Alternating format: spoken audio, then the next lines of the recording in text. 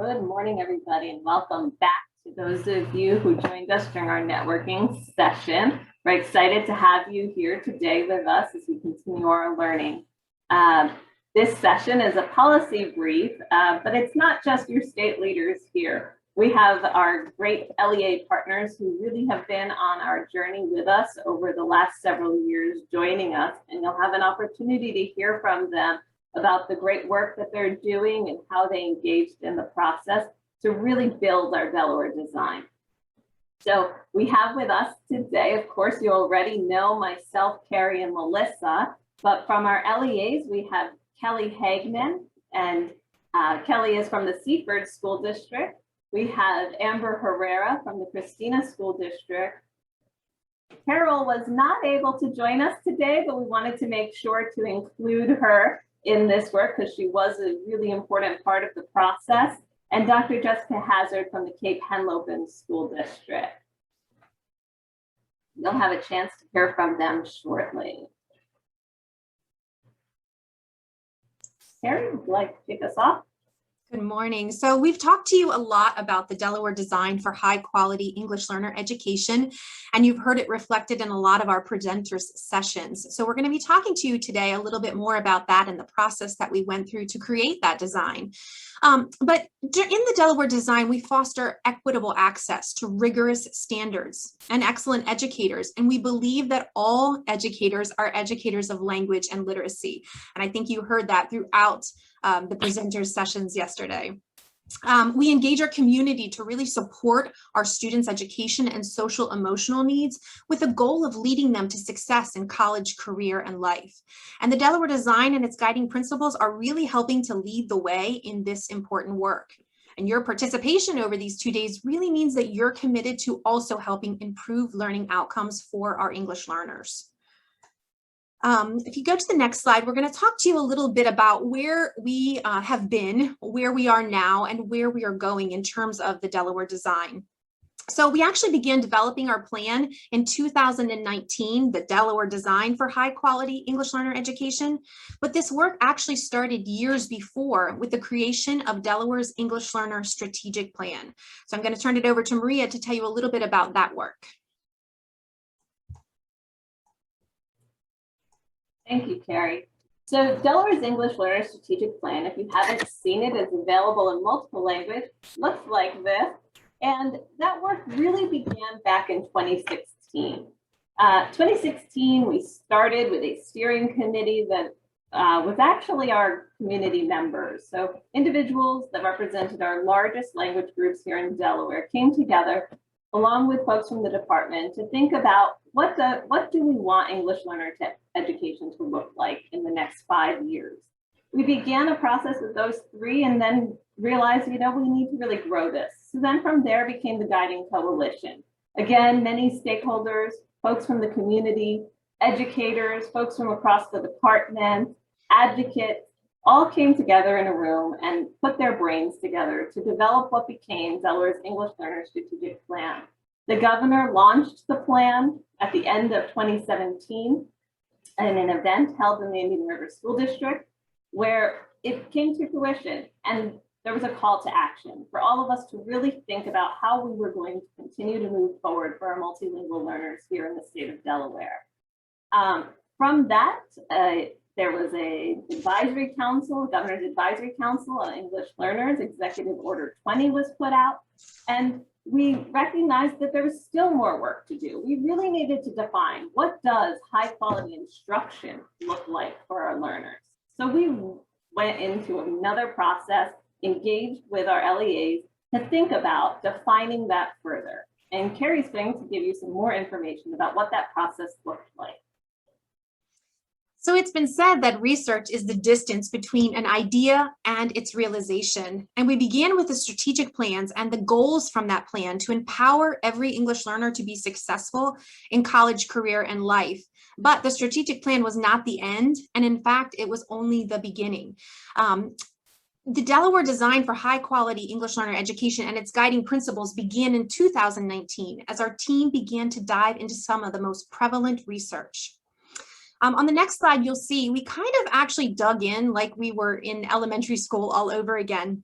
The first image that you'll see there on the left were rows of key ideas that came from different bodies of research. The yellow strips were from one body of research, the orange were from another. And so we actually had all of those strips cut into little pieces. And I'm going to show you my realia for a second. My EL teachers will know what that means. We had all of these strips of research that were cut apart, and we were given the whole stack, which was pretty big. And we really began sorting these out, these strips, into ideas, buckets of ideas. And we looked at the research statements, and we learned about content area instruction and language development happening simultaneously.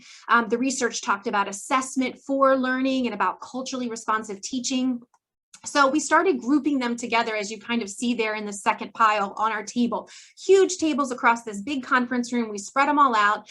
And each of these groups, we kind of started to come up with some common themes that we saw throughout multiple bodies of research, national experts and national research. And so we collaborated and we reflected, and we really thought about the importance that each one of these set up for Delaware context. How did these fit into Delaware context? And we kind of grouped these themes and gave them titles, and then we had conversations about which ones of these were most important to us. And from there, we worked to develop 4 key ideas, and you can kind of see that on the right image. As these key ideas came to light, and as we had more conversations about them and we collaborated, we began to see those themes and to really be able to write what we called the 4 guiding principles. If we look at the next slide, you'll actually see some of our work. They were very rough at first, but we started thinking about all the things that we had pulled out of the research that really meant a lot to us as we're working with Delaware educators. And so we began to think about those key ideas. We know that we wanted our educators to really value the assets that our learners bring to the classrooms, to our schools, and to our communities. We know our learners don't come as a blank slate, and it really is our job as educators to honor them and to build up their cultural, linguistic, and experiential resources. We also know that we want our learners to be engaged in high quality grade level instruction. What we don't want to see is learners sitting in the back of the room working on low-level work or isolated activities where they're not engaging with their peers, their teachers, or their grade-level content instruction that we know is necessary to be ready for life beyond the classroom walls. So we began to think about, as educators, how we must use assessment for learning, how we need to use multiple measures when we see where our students are in their learning so that we can refine our instruction as educators and be responsive to their needs. And we thought about supporting our learners to be successful independently. To build that autonomy, we know that we need to scaffold and to support our learners to move beyond where they can function on their own and to constantly push for those higher levels of content and language development. So as you can see in that first picture, we began to write these ideas and started playing around with how we wanted the language to sound. And this was kind of a messy process where we really just dug in and really worked together to come up with how we wanted these statements to sound and who they were being written for. And so during our body of work, it became really evident that throughout these conversations, this was for not just English learner teachers. This was a shared responsibility for all Delaware educators. And from there, we eventually drafted the 5th guiding principle, which actually became what you see at the top of the other image is the overarching principle. It's above all others, but it encompasses all of the others. All educators share the responsibility for high quality grade level instruction that prepares our English learners for college, career, and life. So let that sink in for a minute, that top overarching guiding principle. All educators share the responsibility. And I think we've heard that reiterated throughout all of our sessions over the last 2 days. So we were so excited that we've drafted these guiding principles, and we felt really empowered by these statements. Number one, they were crafted by Delaware educators, and they were for Delaware educators. And most importantly, they're in service of our Delaware English learners. So while we were inspired with this part of our work, it only was one small part of the larger body of work, which has become known as the Delaware Design for High Quality English Learner Education. So I'm going to turn it over to Maria now, and she's going to tell you about the next leg of our journey as she talks about how we partnered with some very special EL coordinators from around the state. Thanks, Cary. Go to the next slide, Melissa. So we knew that research without action and no action without research. So we needed to figure out, how do we actually put these into practice? What do they mean? We know we believe these guiding principles. We know that these 4 tenets are really what we want to live by, but we needed to further define that message. We needed to figure out how we took that work and we brought it forward into all of our districts and charters across the state to really support our English learners. We had to dig through and think about more research.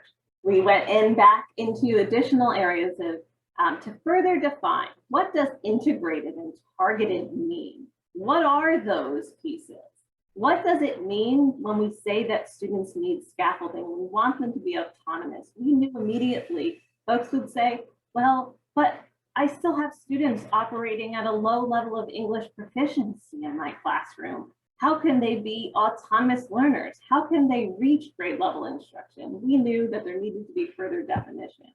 The full DELaware design pulls all of that out and gives you those definitions to really help you understand, what do we mean when we say that we want our students to be culturally and linguistically, their assets to be built upon in their classrooms. So we further defined those within this document, and we co-crafted with Kelly, Amber, Jessica, Carol. We would get on these long phone calls with a shared Google Doc and dig each other's work, dig it apart, cross things out, say, no, we don't like how that sounds. Somebody might think that this is what that means. And while it's not perfect still to this day, that process really helped us refine our own thinking and refine how we could actually take this forward into practice.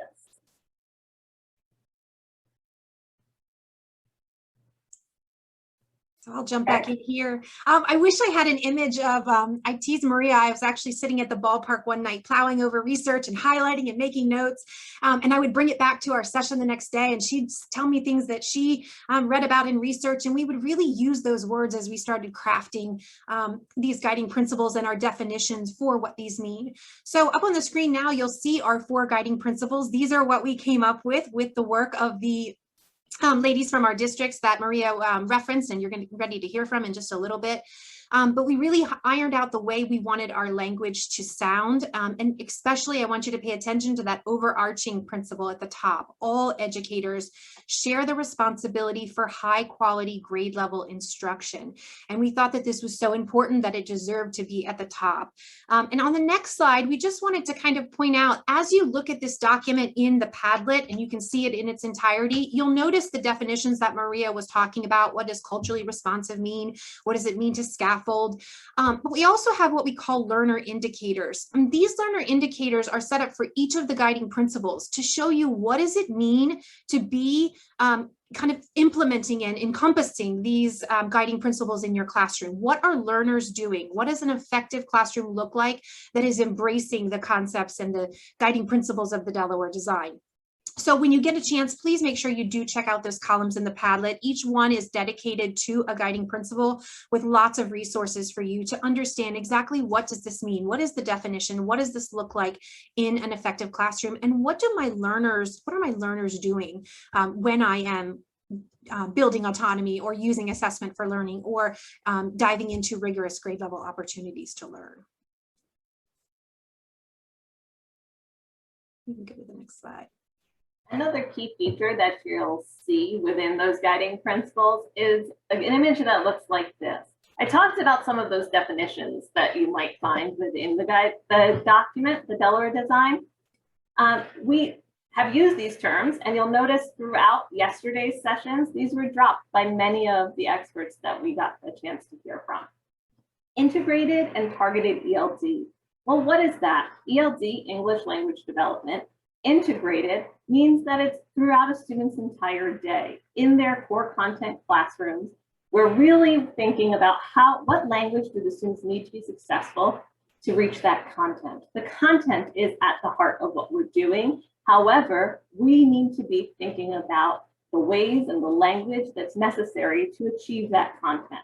That occurs all day, in every setting, in every classroom. Targeted ELD is more specific for our English learners. It's a time where we're really, really focused on the language. The language needed still pointing back at the content. However, it's very language-based. We're thinking about the language needed and the disciplinary language needed for the content. But it's a time where our students are really engaging around their language development explicitly. We further define academic discourse. That's a topic that came up yesterday heavily, and we had a chance to hear from Jeff Weirs about how we can really work to build academic discourse in our classrooms. We further define culturally linguistically responsive sustaining education and the importance of drawing on the assets of our students, a message that we were able to hear very strongly from Dr. Nieto yesterday morning, how important it is that we are drawing on the linguistic assets and the cultural assets that our students bring to our classrooms. Thinking about assessment for learning, we further define what that looks like in order to meet Delaware's content and language standards. And then scaffolding. So we talk and further define scaffolding. This is a term that's often used in education, but we forget that we really need to be removing these scaffolds. So while we know in order to reach the content, some of our learners will need scaffolds to be put in place, we also know that it's our responsibility to figure out when we're removing those scaffolds and how we take them away to truly build autonomous learners.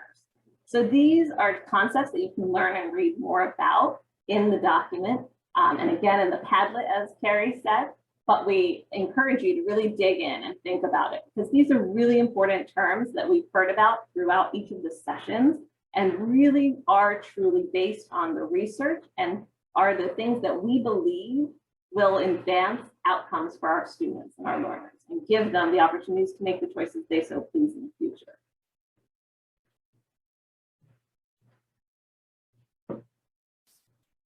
Without further ado to that, we have 3 of our partners here today who are going to really talk to you about their process, where they've been, how they felt through that process, where what challenges maybe they encountered, and hopefully we may even have a little bit of time to ask them a couple of questions. So we have their district logos on here, and you may notice there are more district logos than there are people.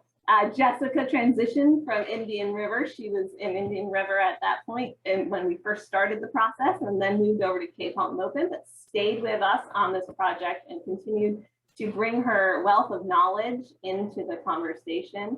Amber's from the Christina School District, Kelly from Seaford, and then Carol was unable to be in the session today, but we also want to make sure that we're recognizing her contributions and work during that process.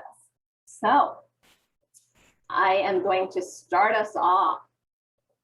Our first question for our panelists is, can you just tell us a little bit about your experience in the development of the strategic plan and or the Delaware design? So Amber actually was part of, and I think Amber and Kelly were both part of the actual strategic plan that we talked about that started in 2016. And so I'm going to ask them to just share a little bit about how you were in that process and the impact that it's had on your work. Jessica, I'm going to, actually, you know what, I lied. Amber, I'm going to start out with you. Okay, good morning, everybody. So I had the opportunity to participate in both the strategic plan and the Delaware design. And during the working sessions with the strategic plan, we really worked to identify 4 goals to support language development for our ELs. And then within each one of those goals, we had measurable objectives and strategies that aligned to the goals. So really, as we began our work with our Delaware design, it became really clear that it's going to play an important role in supporting that EL strategic plan. And I especially saw a relevance to goal 1 and 2. So goal 1 for the strategic plan is to engage every learner in high quality instruction and assessment designed to meet individual needs. And goal 2 is to foster effective educators of English learners. So the Delaware design really highlights that role of all educators and that shared responsibility in providing that high quality education for our ELs, as well as giving clear definitions for what high quality instruction is, so that we can have common language across our district, but also across the state when we're talking about high quality education for our English learners. The Delaware design also has really served me as a guide as we move forward to implement and enhance our language development programs. And again, provide that common language that we are using across the district. Thanks, Amber. Kelly, can you were also part of some of the strategic plan work and then joined us on this second journey. Can you talk to us a little bit about your experiences? Absolutely, thank you. And thanks for inviting me to be part of this panel. I am so excited that we are achieving this goal of this conference. That actually was something that we had even talked about back in 2016 when we were starting the discussion about how can we elevate our English learners and the importance of educating these students. We talked about, can we ever have a conference and have everyone engaged around this? So the fact that we've dived in these past 2 days to meet one of those targets and one of those hopes that we all had just really fills me with joy. So I needed to take an opportunity to say that. And then I just want to share that the collaboration of working through these important documents has really been critical to my journey as a leader.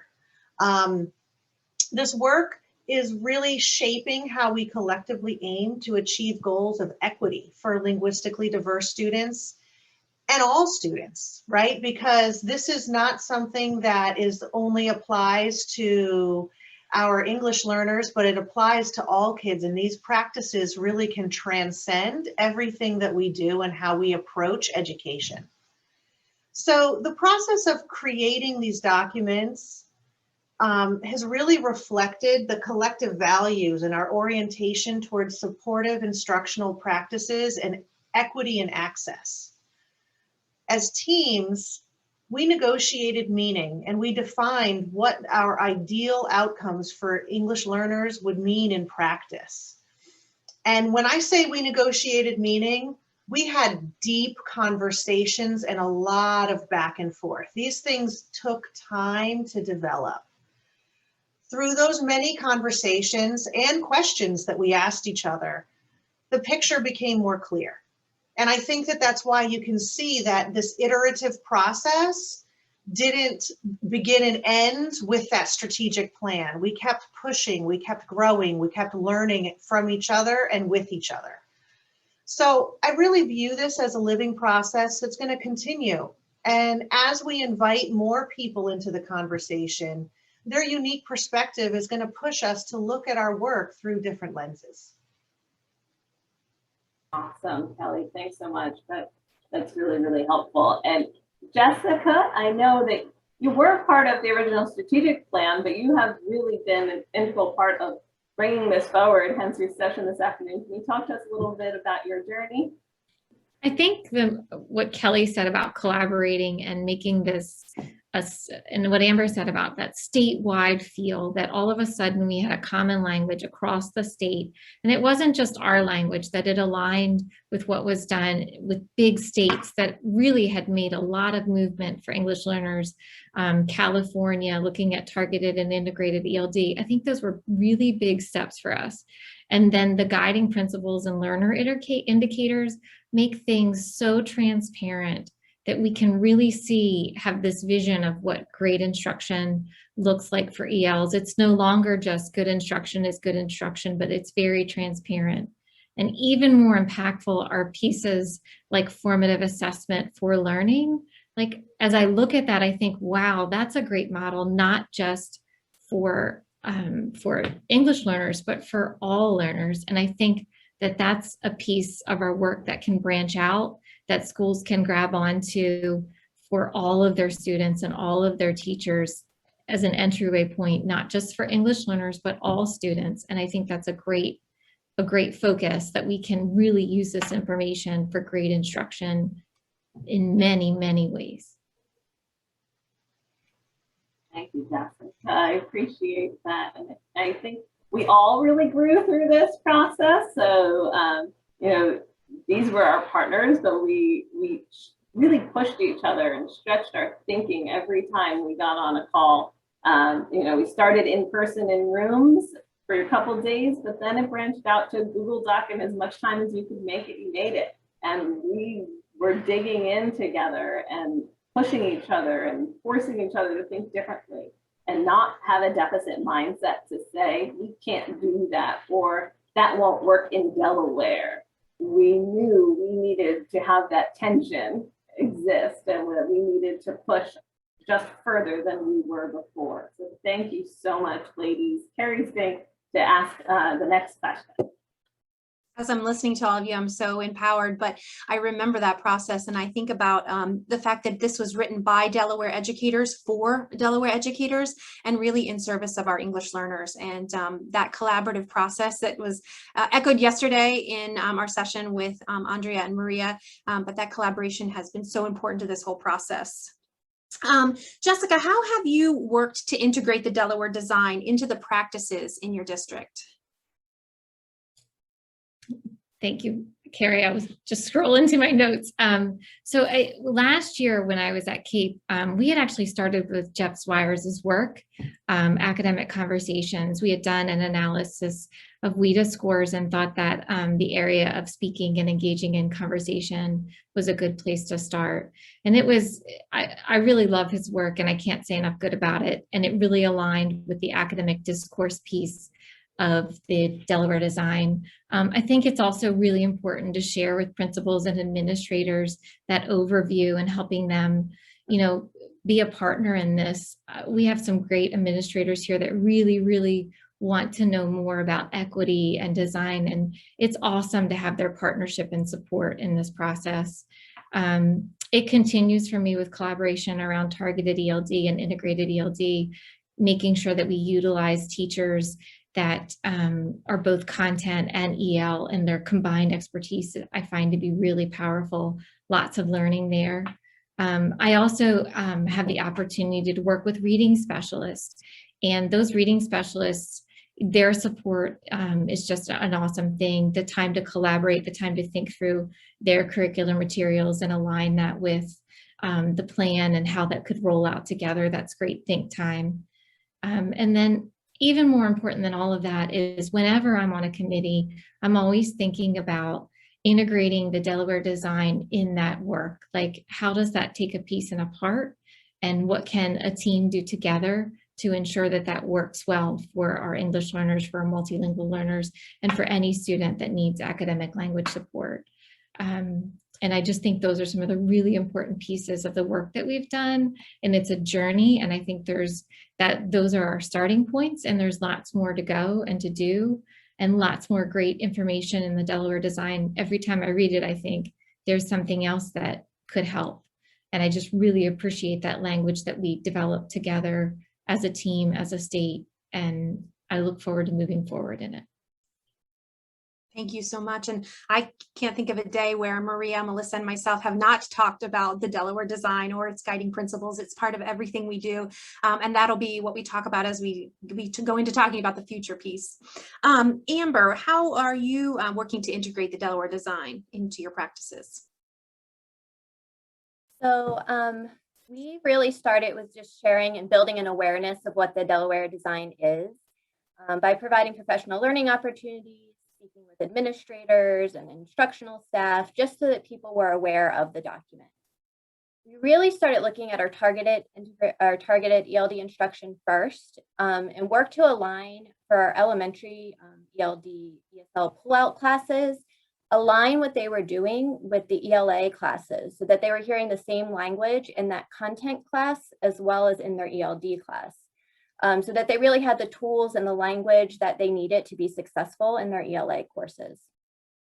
We also really started to think about how we could better support content teachers and have them have different resources that they could go to and support them in implementing effective strategies that would really help learners reach those grade level standards-based instructional practices that they were doing in their classroom. So this year we really worked closely with our ELA curriculum specialists for elementary, and we actually added an EL support page within our ELA curriculum guides. So now each grade level has an EL support page that directly aligns to the focus skills that they're working on in the content class.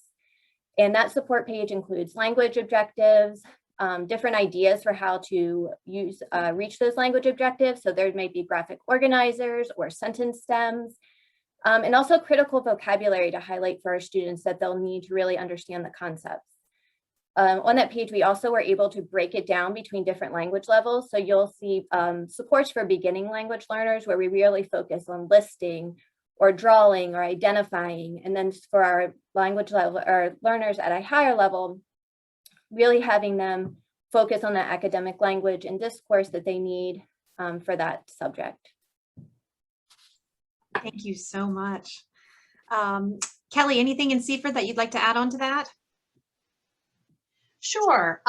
You know, I'll be vulnerable for a moment. Our work around the elevating practices for English learners was really initiated because we were under improvement. In 2014, we were identified as a district that wasn't meeting the mark for our English learners. Our students had low scores, and we were really smacked in the face with evidence that what we were currently doing wasn't working. And I had the pleasure of being new to the district and given this report, and I had to do something about it. So the first step that I took was, well, I looked at the team of teachers who were really holding the responsibility for the outcomes for English learners. And I had about 6 people, 1 teacher per school. We have 6 schools in Seaford. And my first initiative was, well, we need to get more people working on this because we have way more students than these 6 people can own all of the responsibility for it. So our work has really been focused around this concept of shared ownership. And so one of the first structural changes that I made back in 2014 was to really end and put a stop to all pull-out instruction for English learners. And that radical move made people really uncomfortable. We got rid of the extra curriculum that our EL teachers were doing. We cleaned out closets. We took kids out of closets because they were receiving instruction in closets. We took teachers out of closets and we put teachers and kids in classrooms. And so I made this aggressive move to create this co-teaching service model in Seaford. I pulled off that Band-Aid and it was definitely really rough for some people. Some teachers were really fearful that students would struggle. And yeah, students struggled, teachers struggled, and it was uncomfortable because as roles change and as work changed, people had to shift and change practice and negotiate how we were going to work together. But underlying all of this, I knew that I wanted all of our students to have the opportunity to access the standards. And I knew that the only way that they could meet the standards was if they had the proper support and the opportunity to be at the table in the classroom with all of the other kids. Well, in order to facilitate this paradigm shift, and it truly was a paradigm shift of how we did a lot of things in Seaford, I had to prepare educators. So we did a variety of things. Our teachers did a book study on collaboration and how they could work together. I supported the EL team with professional learning on Common Core state standards and explicit professional development on how to teach the core literacy curriculum. Those were things that our EL team of 6 people were never invited and included in because they were only attending training on EL stuff in isolation, separate from everybody else. And I included teachers and paraeducators in that work because our team was small and we only had 6 teachers and we had several other paraeducators that were just as dedicated and needed to be included in that knowledge so that they could serve our students best. And then not only did I work with the EL teachers, but I also created a path for the general population of educators to support them as well. Because if I was going to take off that idea that you need to take these kids and go fix them so that then they can come back and I can do my job and teach them.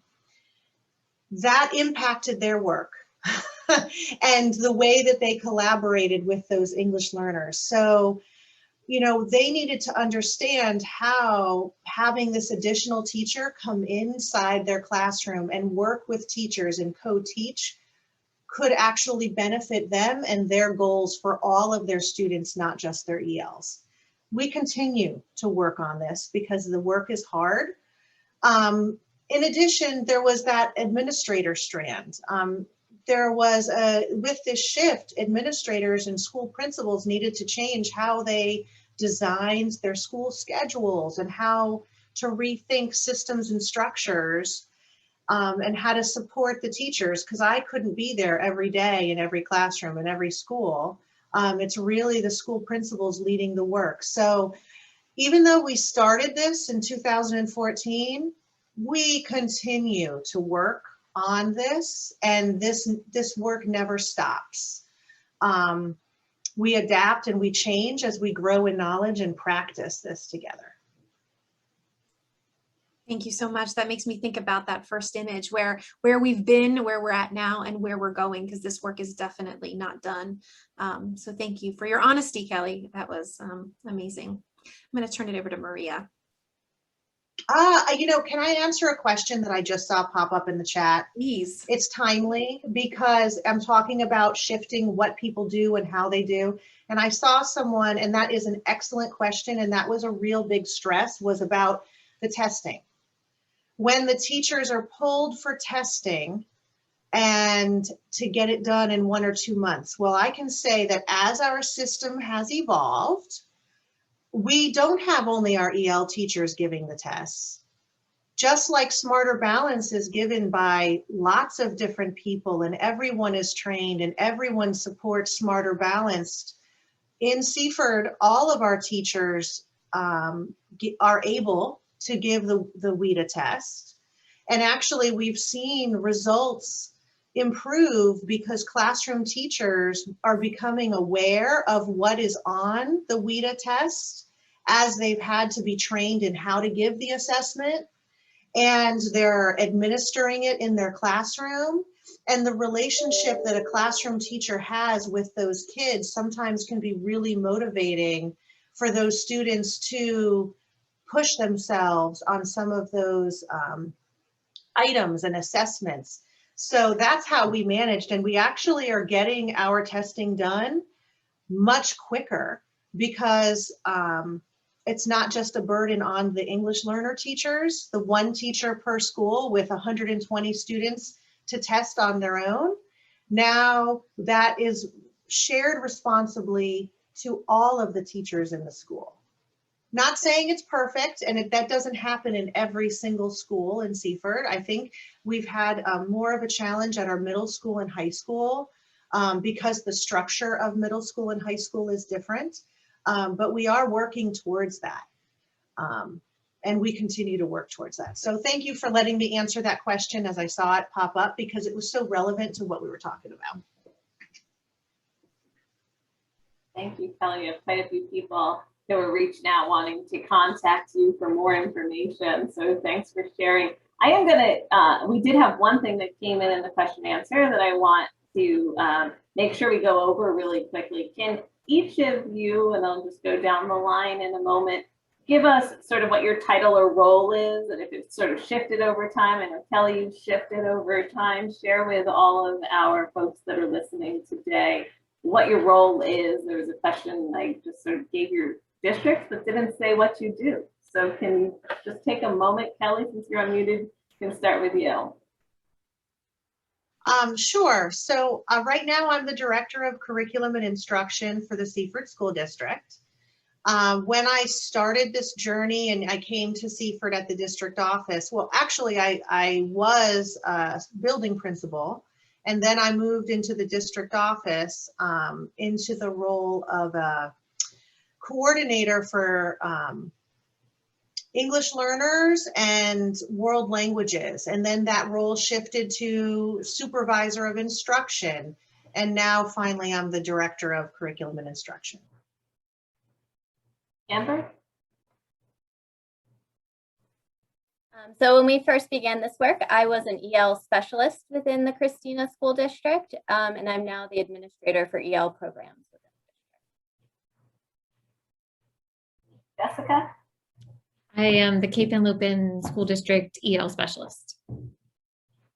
So I think you can see from their roles that they have a sort of a wealth of knowledge and varying levels of administration within their district. So great, thank you. So none of this comes without problems and issues and challenges. We know that, and I think many of you even alluded to that already in some of your statements. But I just wanted to hear a little bit from each of you. What were some of the challenges you encountered as you worked forward to implement this? And then what did you do to overcome them? So Amber, maybe can you start us off? Sure, thanks. So there's so many challenges that went into starting really this work. Time, where are we going to find enough time to start putting these ideas into practice? Other initiatives that are going on in buildings, like how can we integrate all of this information? But I think one of the biggest challenges that have really come up over this last year is that I felt like we were on a really strong path of building awareness to what the DELaware design was, what it stood for, and we were able to share it with administrators and teachers and ESL teachers and paraprofessionals. And then COVID hit and we kind of hit a wall because everybody shifted what they were doing to make sure that we were providing resources for remote learning and that we were reaching students. And our whole thinking kind of had to change, and we had to change along with that.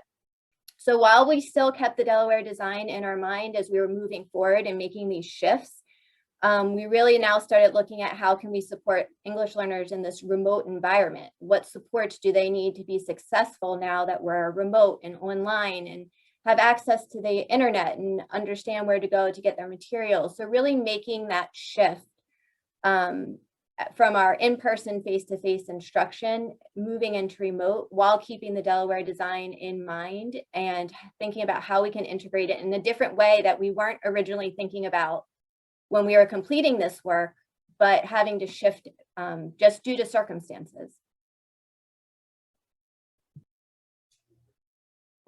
Absolutely, it's been a challenging year, but I think we recognize that too at the state level, and we've taken some time to really, and these leaders are often with us to make sure that every 2 weeks we're getting back together to keep instruction at the core. We hold office hours to say, hey, come on in, anybody's welcome. Let's keep instruction at the core of what we're doing and make sure that we don't get ourselves too bogged down in the logistics and the craziness that has been the last year, but make sure that we are keeping instruction for our multilingual learners at the core of what we're doing every day. Even if it's just for that little bit of time, we have to refocus with one another and learn about how we're doing that from our colleagues. So Jessica, can you give us some insight into some of the challenges maybe that you've encountered? I would agree, first of all, with Amber about how COVID hit and it changed our focus and it turned it more towards maybe, hey, we need to look at more of the scaffolds in the DELaware design piece for content classrooms and making sure English learners had access to. So I think that's a big piece of this. The other piece is I just think in general, time is a challenge. There are so many professional development purposes in a school, all great things that in some sense compete for time. And so when I look at this work, I try to think about if the purpose is to work with everyone, to have everyone maintain that dedication to our English learners, then I think about, well, if we're working in a committee in the school, in the district, what can we do to integrate the DELaware design? So if we're thinking about working on assessments, can we adapt assessments? Can we look at formative assessments and how we would do that with language too?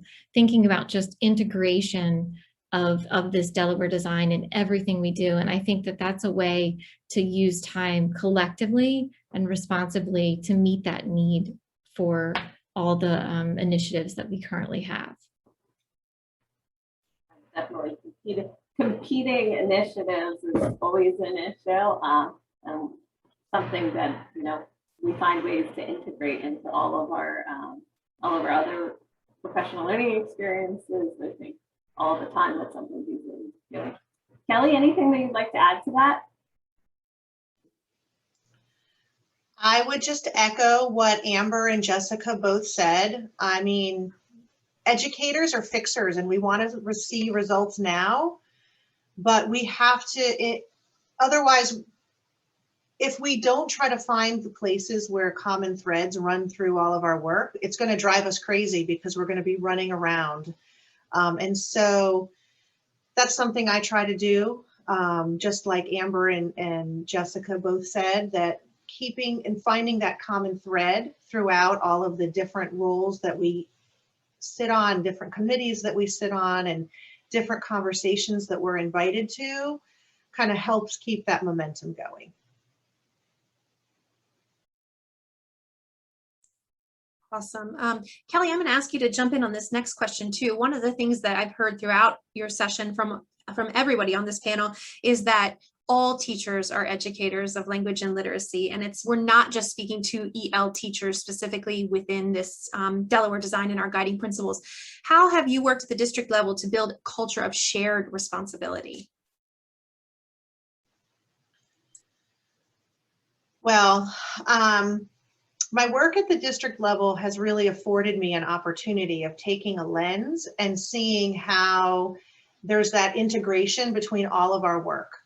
That big picture lens of seeing how everyone who's employed by the school district has to be part of the solution of educating all students. So I bring this perspective every time that I have a meeting or every time that I create a professional learning plan, and to every conversation and how I communicate with educators, both with teachers, with administrators, with other state level stakeholders. And so I really try to remember to be an advocate and a voice for all of our students and families, not just students, but also their families who don't have equity and access to schools. And so, I mean, tied with that has also been the work of creating a culture of valuing biliteracy so that our families have access to teachers who speak their language. I've also, as part of my work, I've really thought about how the English learner community is really served through the dual language immersion programs that we have across the state, particularly our Spanish speaking families.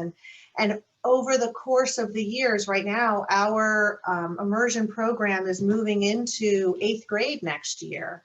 And so that access that our families have had to have a conversation about their child's education in a language that they can speak and understand has really increased and elevated their voice as partners in their child's education. And so while the dual language immersion program has been not part of all of the work for English learners, finding those connections and ways that we can integrate what we do just strengthens our purpose together. And I think that as school leaders have seen the value and the active participation of families and students, it's really just elevated everyone's understanding and value in the collaboration, because collaboration is messy and hard. It's a lot easier for people to work in silos. So all of that has helped kind of create this culture towards collective and shared responsibility. That was awesome and so timely, because today we have Rosa Molina, who is going to be talking about transformational pedagogy in dual language immersion. Jessica, anything you wanted to add to that? I think she said it beautifully. I just think it's really important to share the design across every level of person that serves and helps our students. So from administrators to teachers to paraprofessionals and service aides, just having everybody know more about it and know what we're seeking to do to help our kids and how to help them. Because I think that it's that we really want to help them, that everybody is collectively seeking that. So it just helps everybody to have that information. And I also think that piece of collaboration between EL teachers and content or disciplinary teachers is just super important. Every time that I've seen those two teams get together, I just see powerful work emerge and great results. It becomes, thank you, Kelly, it becomes more rigorous and it becomes more scaffolded and accessible for our multilingual learners. So just a big thank you to all those teams that have engaged in that work too. Thank you so much. I feel like I keep shaking my head so much today during this panel. Amber, anything you wanted to add to that? Well, that was beautifully said by Kelly and Jessica. I don't have much to add on, but just to touch on something that Kelly spoke about with that professional learning plan. That's something we've really tried to focus on as well, and providing a lot of different opportunities for all educators to engage in professional learning around supporting our English learners, whether it be through book studies or self-paced Schoology courses, face-to-face PD, PLCs, but just giving everyone opportunities so that if they can't make an actual face-to-face meeting that's timed or over Zoom, there's other opportunities for them to still engage with the work that we're doing. Absolutely. Oh, sorry. I'm doing something terrible, but I want to just add in here, we've talked about work at the district level, but we need to really advocate and just, I need to name that the work at the state level has been phenomenal over the past few years. And the leadership that Maria and Cary have brought has made our work at the district level more possible, right? So over the past few years, you know, and something that Amber just said about that, the professional learning opportunities, we have seen such a shift in the professional learning that the state has started to offer and bring to all of our educators has been a huge help in moving all of this work forward at the district level, because they're inviting all educators to lots of different lenses and ways of approaching serving English learners. And so I just wanted to lift that up again, because I think that sometimes people point to the state and they say, well, what are they doing? Well, we have a lot of evidence of the things that our state, our small state in Delaware, is working to serve our English learners. So sorry, that was a surprise, but needed to say. Well, thank you, Kelly. We certainly didn't plant her for that purpose in this year. And we don't do it for any of that. We do it to make sure that we really are. I can tell you that this state level team, Maria, myself, Melissa, Cary, we work every day in service of all of you, right? We are here to support our districts, our charters, our families, and most importantly, our students. So that's what we do every day, and we are very passionate about what we do and try to really advance what we know in the research is best practice. So we are nearing time, but before we finish up, I want to just ask everybody, what's one piece of advice that you would give folks leaving this session today from whatever lens they're coming to us with? Can you offer some piece of advice in advancing the Delaware design or supporting multilingual learners? Jessica, go ahead. I would just say, find one step that you want to take first, and then it will snowball and it will move forward, and you will find collaborators that you didn't even know were out there and ready to collaborate. And as you move forward from one step, 2, 3, 4 will just naturally follow. Have a plan, but just take that first step, looking at the design and pick it and go for it. Amber? So I completely agree with Jessica. There's so much information that's in the Delaware design. It's really finding your starting point. And, you know, I had Post-it notes everywhere trying to figure out where exactly we needed to start and the best place to start. So just finding that one spot and also reaching out. I know Jessica, Kelly, and I, we talk to each other a lot, and Carol, and it's very helpful to have somebody to bounce ideas off of in conversations. So finding those connections either within other districts or within your own district, in your buildings, but really just having those conversations about how to put the plan into action. Kelly? I couldn't agree more with Amber and Jessica. And I mean, the only thing I might add to that is that all of us can look through the plan and see where we can have an impact. What, you know, the plan is big, the work is big.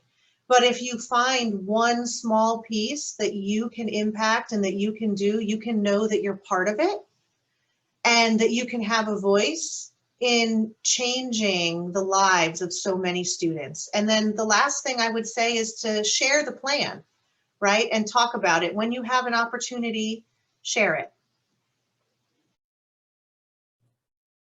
Thank you, Kelly. Thank you, Jessica, Amber, Kelly, not only for doing this is a small piece of the work that they've done and their willingness to participate and collaborate all of the time in everything that we do. We're very thankful to have such great partners, and they're not our only partners. We encourage you, if you're interested in getting in on the work, digging in, rolling up your sleeves with us, you are absolutely welcome at the table. We want to have as many perspectives as we can, because that's truly what strengthens the work. I think each of these ladies has exemplified that and spoken to the time we spent together, really being slightly vulnerable about where we were and where we wanted to go.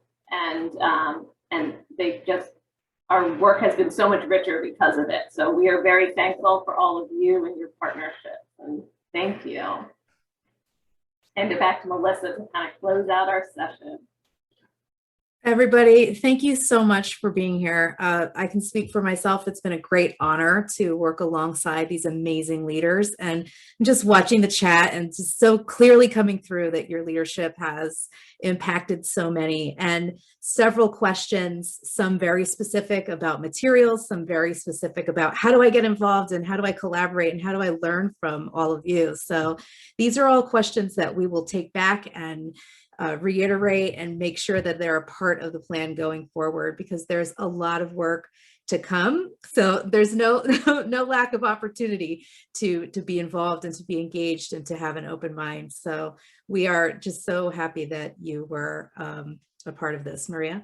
I do just have to add one thing, because Kelly called us out, but Melissa, some of you may just think she's our host today, but Melissa has been an inspiration to us. We had the opportunity to start this journey with her former place of employment, and Melissa was a godsend that really came to us and was willing to take the time to think outside of the box with us and lead this work. So she was really the leader who inspired us, got us going, and then she has forged this conference and everything through to make sure that we are always being pushed further. So thank you, Melissa. You all deserve it, and most of all, your students. Thank you so much. It's been a great honor.